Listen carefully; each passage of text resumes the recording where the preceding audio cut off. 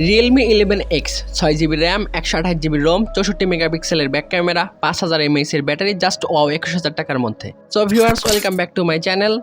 So guys 20-21000 টাকার মধ্যে আপনারা যারা স্মার্টফোন কিনতে ইচ্ছুক, আপনারা চান স্মার্টফোনটির ডিজাইন একটু ইউনিক হোক, ভালো ক্যামেরা এবং বেস্ট গেমিং করা যায় এমন একটি স্মার্টফোন লাগবে।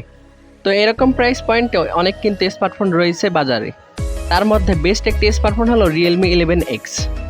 সো গাইস স্মার্টফোনটি সম্পর্কে বিস্তারিত জানার আগে চ্যানেলটি সাবস্ক্রাইব করে ফেলুন। স্মার্টফোনটির ডিজাইন বেশ ইউনিক বলা যায়, বিকজ আনকমন একটি ডিজাইন দেওয়া হয়েছে স্মার্টফোনটিতে। স্মার্টফোনটির রেয়ার প্যানেলটি প্লাস্টিক এবং বডি ফ্রেমও প্লাস্টিক।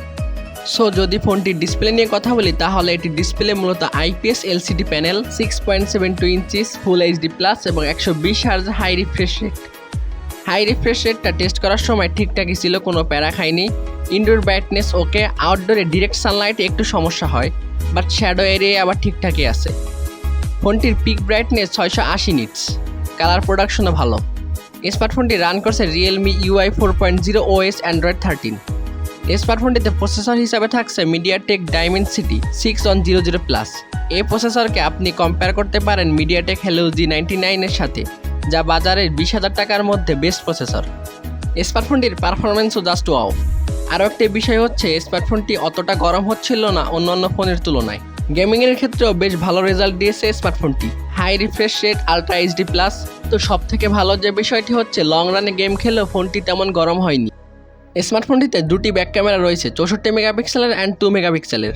স্মার্টফোনটির ফ্রন্ট ক্যামেরা কিন্তু 8 মেগাপিক্সেলের, তবে স্মার্টফোনটি দিয়ে কিন্তু বেশ ভালোই ছবি তোলা যায়। এর কালার কোয়ালিটিও বেশ ভালো, বাট তারা যদি ফ্রন্ট ক্যামেরাটা একটু বেশি দিত তাহলে বেটার হতো। স্মার্টফোনটি দুটি ভেরিয়েন্টে পাওয়া যায়, 6128 যার প্রাইস 21000 টাকা এবং 8128 যার প্রাইস 22000 টাকা। সো ভিউয়ার্স ভিডিওটি এই পর্যন্তই। ভিডিওটি ভালো লাগলে সাবস্ক্রাইব করে পাশেই থাকুন। দেখা হচ্ছে নেক্সট ভিডিওতে। আল্লাহ হাফেজ।